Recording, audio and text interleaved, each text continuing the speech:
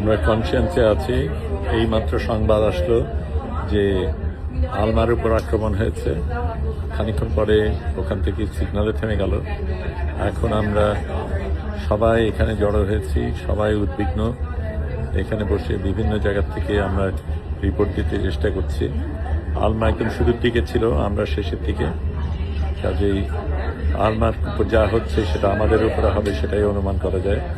সেই কারণে আমাদের জন্য এটা বিশেষ তাৎপর্যপূর্ণ।